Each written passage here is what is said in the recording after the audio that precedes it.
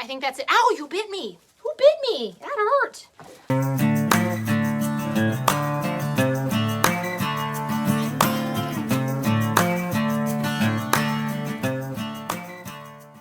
Well, good evening, everyone, and welcome back. This is Shayna Meyer with Lucky and Boer Goats. So tonight, what we're going to be doing is vaccinating the December-born kids with CDT. And just a little bit about the vaccine, how I'm going to do it, and I probably won't record me doing all of them, just, I don't know, because is this just the same thing over and over again, so I probably won't. Actually, hold on one second. Oh my God, what are you guys doing? Okay, sorry. I thought it would be easier if I just let the bottle babies out so they're not complaining the whole time, but now they're just gonna beat me up while I talk, so I guess that's just life. But anyway, here, we'll get Rachel up here. She's so pretty. But anyway, what we're doing tonight is vaccinating. Ow, Rachel. And they're just always hungry. Okay, I'm trying to talk. And anyway, so CDT, what it is, I know not all farms vaccinate for CDT, but what it is vaccinating against two different types of bacteria. One is the tetanus bacteria, and the other is, hopefully I say it right, Clostridium perfringens, I think. I can never say, but it's type C and D, so CDT. And anyway, so with this vaccine, we give it twice, so I'll give it once now and then again in about 4 weeks. Normally I vaccinate around 10 days. Sorry, I wish you could see. They're all just mauling me right now, but they're quiet. But I normally give it around 10 days to 2 weeks. I am way behind the 8 ball this go round, between the holidays and being busy with the kidding and the bottle babies, and it's fallen off the radar. So that's, ow, he's biting me. So that's what we're doing tonight. You guys are ridiculous. Go find a hobby. Tetanus, most people are more familiar with because humans are vaccinated against the tetanus bacteria, and what that means is, so let's say you step on a rusty nail, it prevents that bacteria, which exists naturally in the environment, from getting in your body, and it causes what's commonly known as lockjaw, so stiff muscle movement, muscle spasms, physical locking of your jaw. And so that's part of the CDT vaccination. The other part, the types C and D, those refer to what is also commonly known as overeating disease. And again, to my knowledge, and I should have said this in the beginning, I'm not a nutritionist, I'm not a veterinarian, I'm a breeder. All the information that I share is purely based off of my own experience, research, other breeders, speaking to veterinarians, so take that with a grain of salt. If you have questions, concerns, always consult a reliable veterinarian, another breeder, your own research. This is just my experience, what we do, and what I know that I'm sharing with you. But anyway, so look, it's Frankie. He's doing so good. But anyway, the CD part, that refers to the overeating disease. To my knowledge and to my understanding, that bacteria exists normally in the digestive tract of any, it may be of most mammals, for sure goats, but I'm pretty sure if you read on there, it actually talks about there's multiple types of Clostridium bacteria, and this only vaccinates against C and D. But anyway, this just prevents or protects against the overgrowth of that bacteria. So it's common, it can happen. I think we had it happen and we didn't catch it. This happened last year. I had a kid, was a single to a doe with an overabundant, she was an amazing milker, but she had twins. One was stillborn last year, and this one doe kid was only maybe 7 or 8 days old.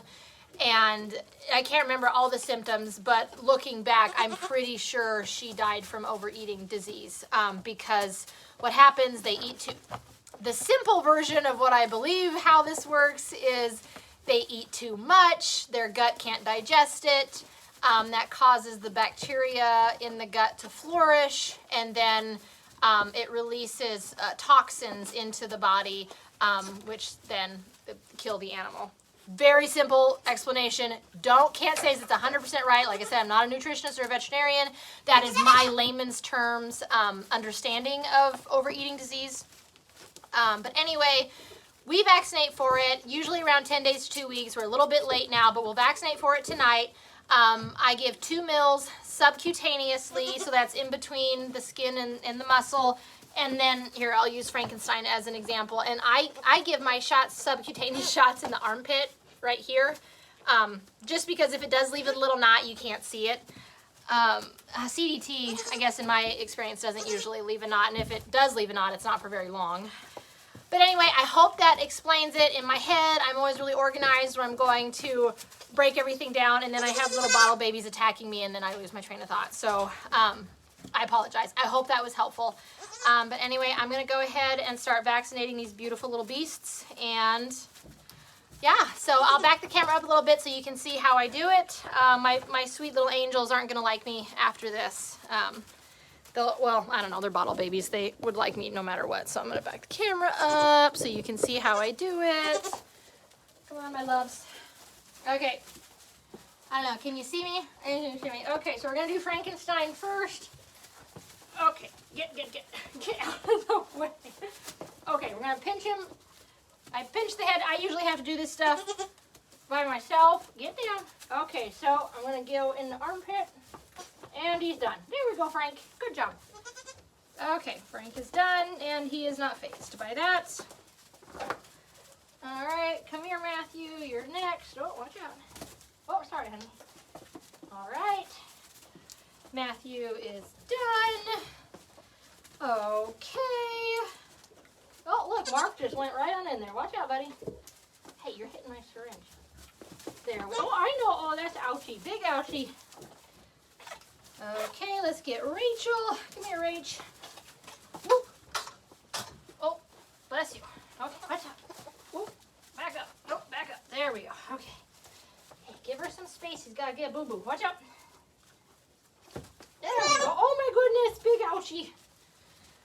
Okay, and I hope you can see that. This is the best I can do with cameras for now. But I'll do all the babies tonight, and then in about 4 weeks, we will, here, watch out, guys.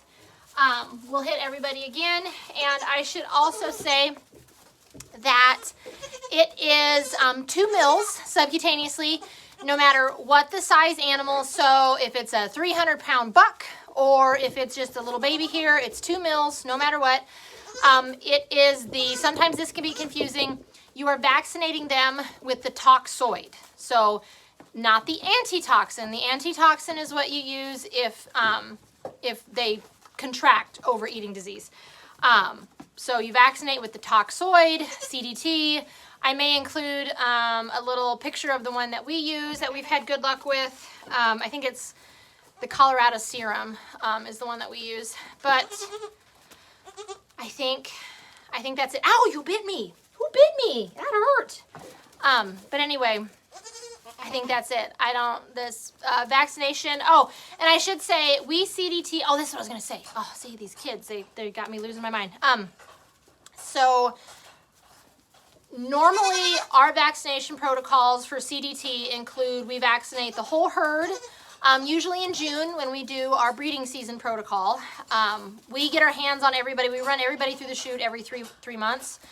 But in May, June, that's when we do all of our breeding protocols. And so they all get CDT'd, their booster, and there's just one annual booster. But I just did some reading actually tonight from Michigan State University where they actually have found or suggested, or whatever you want to say, that you CDT booster your pregnant does about a month before they're due. And so they pass on that passive immunity to their babies, and so their babies it's no different than when a woman gets is it the Tdap or the DTaP, whichever. It's basically a tetanus shot, but I've had 4 kids. I got a booster with all 4 kids, my children I should say, and that's to pass that passive immunity on to them until they're old enough to get their shot. And so I think that's probably what we're actually going to start doing. So I think our new protocol for next year will be, we will go ahead and give them their regular booster for CDT in June, and then we'll give them, I think, a follow-up a month before they kid, and then that'll allow passive immunity to go to the babies, and then we'll give the babies their first shots at around 2 weeks old, and then again 4 weeks later when they're about 6 weeks old. So hopefully that makes sense. Sorry, I just had that hit me right here at the end, so hopefully you've made it this far in the video. But anyway, that's all I got, so I'm gonna go get the rest of the kids taken care of and give them their shots, and we'll catch you in the next video.